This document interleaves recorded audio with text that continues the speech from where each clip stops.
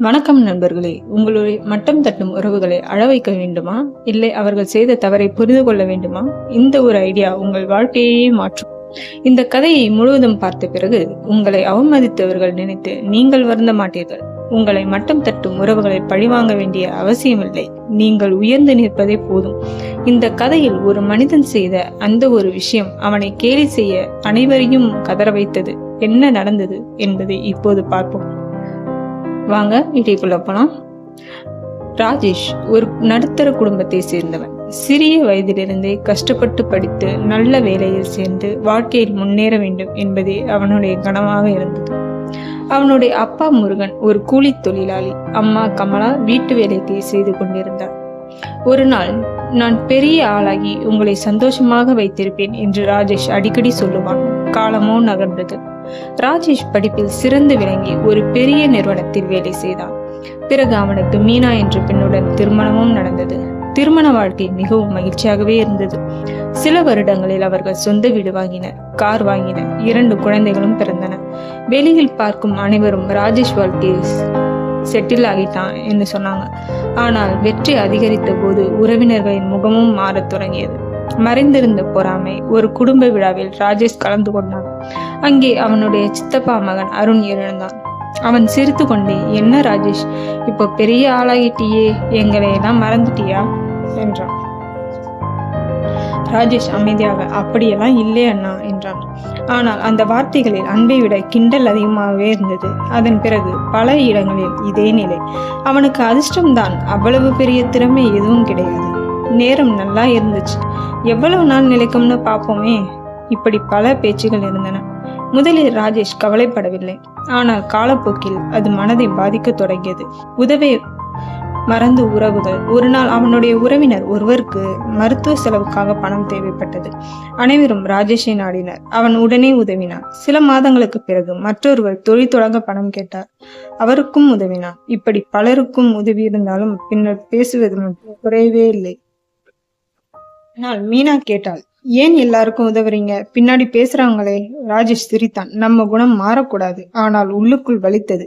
ஒரு முதியவரின் அறிவுரை. ஒரு நாள் ராஜேஷ் தனது பழைய ஆசிரியர் சண்முகத்தை சந்தித்தான். அவரின் மனக்கவலையை பகிர்ந்தான். அனைத்தையும் கேட்டுவிட்டு ஆசிரியர் சிரித்தார். உன்னை மட்டும் தட்டுறவங்களை கதற வைக்கணுமா? ராஜேஷ் ஆச்சரியப்பட்டான். எப்படி சார்? ஆசிரியர் சொன்னார். ஒரே ஒரு ஐடியா. என்ன சார்? அவர்களுக்கு பதில் சொல்லாதே. ராஜேஷ் குழப்பமடைந்தான். அதுதான ஐடியா? இல்லை, இன்னும் இருக்கு. ஆசிரியர் மெதுவாக சொன்னார். உன்னை மட்டும் தட்டுறவங்களுக்கு நீ கொடுக்க வேண்டிய பதில் வெற்றி மட்டும்தான். சண்டை போடாதே, விவாதம் செய்யாதே, கோபப்படாதே, அமைதியாக முன்னேறு. ஒரு நாள் அவர்கள் பேச முடியாமல் நிற்பார்கள். அந்த வார்த்தைகள் ராஜேஷின் மனதில் ஆழமாக பதிந்தது. மாற்றத்தின் தொடக்கம் என்னவென்றிருக்குமா? அந்த நாளிலிருந்து ராஜேஷ் தனது நேரத்தை வீணாக்காமல் அவன் தனது திறமைகளை வளர்த்து கொண்டான். புதிய படிப்புகள் கற்றுக்கொண்டான். தொழிலில் முன்னேற்றமும் அடைந்தான். அவனுடைய சம்பளமும் சிறிது சிறிதாக அதிகமாகவே ஆரம்பித்தது. சில வருடங்களில் அவன் தனது சொந்த நிறுவனத்தை தொடங்கினான். நிறுவனம் மெதுவாக வளரத் தொடங்கியது. எதிர்பாராத திருப்பம் நேர்ந்தது. ஒரு நாள் அருண் பெரிய நஷ்டத்தை சிக்கினான். அவனுடைய தொழில் முயற்சியிலும் சரிந்தது. கடன் கொடுத்தவர்கள் அழுத்தம் கொடுக்க ஆரம்பித்தனர். உறவினர்கள் பலரும் விலகிச் சென்றனர். அப்போது அவனுக்கு நினைவுக்கு வந்த ஒரே மனிதன் ராஜேஷ் தான். தயக்கத்துடன் அவனை சந்தித்தான். ராஜேஷ், உன்னிடம் ஒரு உதவி கேட்கணுமே. ராஜேஷ் அமைதியாக கேட்டான். சொல்லுங்க அண்ணா. அருணின் கண்கள் கலங்கின. நான் உன்னை நிறைய காயப்படுத்தியிருக்கேன். ஆனா இப்போ எனக்கு வேற வழி இல்லை. ராஜேஷ் எதுவும் பேசவில்லை. அவன் முழுவதையும் கேட்டான். பிறகு சொன்னான், நான் உதவுறேன்னா. அருண் அதிர்ச்சி அடைந்தான். என்ன? ஆமா அண்ணா. ஆனா ஏன்? ராஜேஷ் சிரித்தான். நீங்க கஷ்டப்படுறதை பார்த்து சந்தோஷப்படுற மனசு எனக்கு இல்லை. அந்த வார்த்தையை கேட்டதும் அருண் அழ ஆரம்பித்தான். கதற வைத்த வெற்றி. சில மாதங்களுக்கு பிறகு ராஜேஷின் நிறுவனம் தேசிய அளவில் விருது பெற்றது. பெரிய மேடையில் அவனை கௌரவித்தனர். அந்த நிகழ்ச்சியை தொலைக்காட்சியில் பலரும் பார்த்தனர். ஒரு காலத்தில் அவனை மட்டம் தட்டிய உறவினர்களும் பார்த்தார்கள். அவர்கள் மனதில் குற்ற உணர்வு ஏற்பட்டது. அன்று மாலை பலர் ராஜேஷை அழைத்தார்கள். நாங்கள் உன்னை தவறாக புரித்து மன்னிச்சிடு, நீ எங்களுக்கு பெருமை. ராஜேஷ் சிரித்து கொண்டே அனைவரிடமும் பேசினான். அவன் யாரிடமும் பழிவாங்கவில்லை, யாரையும் அவமானப்படுத்தவும் இல்லை. உண்மையான ஒரு ஐடியா. சில நாட்கள் கழித்து ராஜேஷ் தனது ஆசிரியரை மீண்டும் சந்தித்தான்.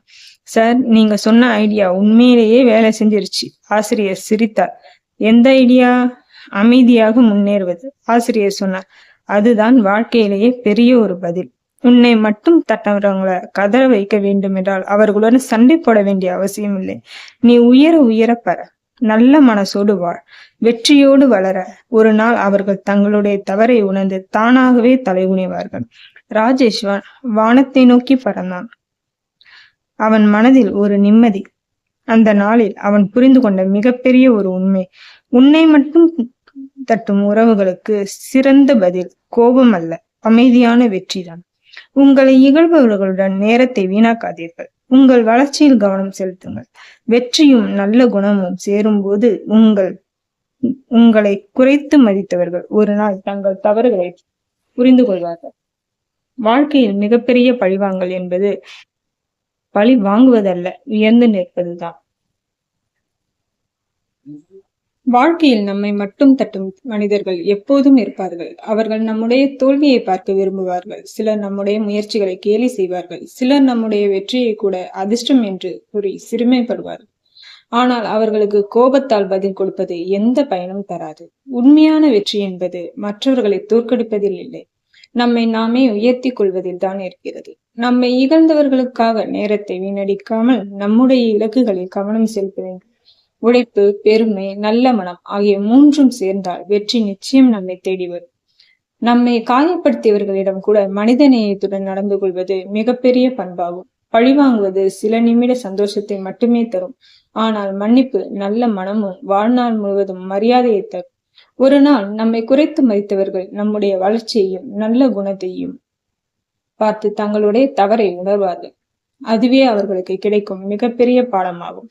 உங்களை இகழ்பவர்களுக்கு சிறந்த பதில் கோபம் அல்ல, உங்கள் வெற்றியும் உங்கள் நல்ல குணமும் மட்டுமே ஆகும். என்ன நேயர்களே, நம்மளுடைய இந்த ஸ்டோரி உங்களுக்கு பிடிச்சிருக்கும்னு நினைக்கிறேன். இது நிறைய பேர் லைஃப்லயும் இந்த மாதிரி ஒரு ஸ்டோரி இருக்கும்னு நினைக்கிறேன். ரிலேஷன்ஸ்குள்ள நம்மளுடைய இந்த சேனல் உங்களுக்கு பிடிச்சிருந்தது அப்படின்னா லைக் பண்ணுங்க, கமெண்ட் பண்ணுங்க, சப்ஸ்கிரைப் பண்ணுங்க. நம்மளுடைய சேனல்ல எந்த மாதிரி வீடியோஸ் போடலாம் அப்படின்னா மறக்காம கமெண்ட் பண்ணுங்க. நம்ம சேனல் உங்களுக்கு பிடிச்சிருக்கும்னு நினைக்கிறேன். நம்ம கதையில ஒரு ஸ்டோரியோட வித் மாரலோட நம்ம சொல்றோம். ஸோ உங்க எல்லாருக்கும் பிடிக்கும்னு நினைக்கிறேன். இதுல நிறைய மோட்டிவேஷனல் ஸ்டோரிஸ், அவள் ஒரு தொடர்கதை என்ற ஒரு உண்மை சம்பவம் போட்டுட்டு இருக்கிறோம். கணவன் மனைவிகளுக்கு இடையே இருக்கக்கூடிய பிரச்சனைகள் நிறைய போட்டுட்டு இருக்கிறோம். ஸோ உங்க எல்லாருக்குமே பிடிக்கும்னு நம்புறேன். நம்ம சேனல் ஜஸ்ட் 51 வீடியோஸ்ல 6 monthsல மானிட்டேஷன் ஆயிடுச்சு. இதே மாதிரி உங்க சேனல் மானிட்டேஷன் ஆகணும்னு நினைச்சீங்கன்னா தாராளமா கான்டாக்ட் பண்ணுங்க. தேங்க்யூ.